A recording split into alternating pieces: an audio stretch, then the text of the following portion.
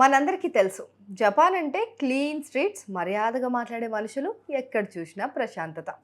అందుకే చాలామంది జపాన్లో సెటిల్ అయిపోవాలని కలలు కంటూ ఉంటారు.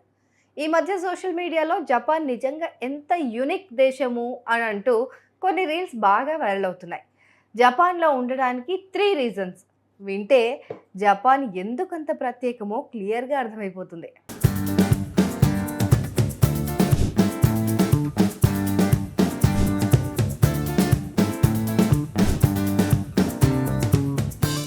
జపాన్‌లో పిల్లల కోసమే ప్రత్యేక బ్యాంకులు ఉన్నాయట.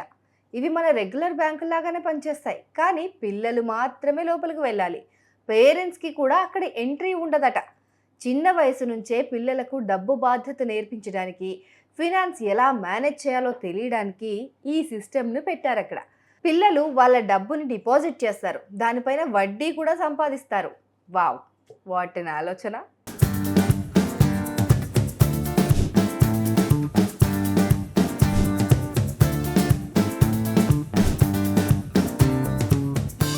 ఇక రెండోది, జపాన్‌లో సేఫ్టీ అనేది వాళ్ళ లైఫ్‌లో ఒక పార్ట్. అందుకే అక్కడ పిల్లలు కూడా పెద్దవాళ్ళ పర్యవేక్షణ లేకుండా ఒంటరిగా స్కూల్‌కి వెళ్తారట. మన దేశంలో పిల్లలు ఒంటరిగా రోడ్డు మీద నడుస్తున్నారంటే అమ్మో! ఎవరైనా ఎత్తుకెళ్ళిపోతారో, ఏం చేస్తారో, ఎక్కడి నుంచి ఏమొచ్చి గుద్దేస్తో ఈ భయాలన్నీ ఉంటాయి. కానీ జపాన్‌లో అది చాలా నార్మల్.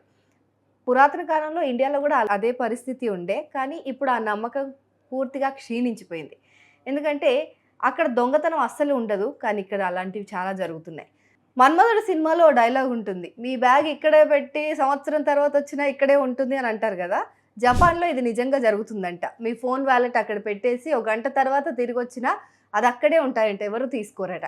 ఒకవేళ ఎప్పుడైనా ఏదైనా పోతే వాటిని వెతకడానికి ప్రత్యేకంగా లాస్ట్ అండ్ ఫౌండ్ స్టోర్స్ కూడా ఉంటాయట.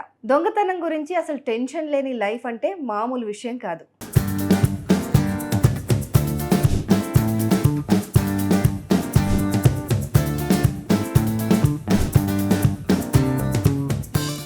ఇక మూడో రీజన్ అయితే అసలు నమ్మశక్యం కానిది. జపాన్‌లో అడవి జంతువులు కూడా మర్యాదగా ఉంటాయంట. నారా అనే ప్లేస్‌లో జింకలు స్వేచ్ఛగా తిరుగుతుంటాయంట. ఈ జింకలు మనుషుల దగ్గరకొచ్చి తమ తలలు కిందకి వంచి నమస్కారం చేసి మరీ ట్రీట్ అడుగుతాయట. ఇది కేవలం యాదృచ్ఛికంగా చేసే పని కాదు. ఆ ప్రాంతంలోని స్థానికులు వాటికి ఈ మర్యాద నేర్పిస్తారట. ఇప్పుడు అది వాళ్ళ సాంస్కృతిక సంప్రదాయంగా మారిపోయింది. అక్కడ ఈ జింకలను పవిత్రంగా భావించి రక్షిస్తూ ఉంటారు. అందుకే ప్రపంచ నలుమూలల నుంచి టూరిస్టులు ఈ పొలైట్ జింకలను చూడడానికి వస్తుంటారు. ఇలాంటి యునిక్ విశేషాలు ఉన్నాయి కాబట్టే జపాన్ మిగతా ప్రపంచంతో పోలిస్తే ఒక అడుగు ముందుంటుందేమో.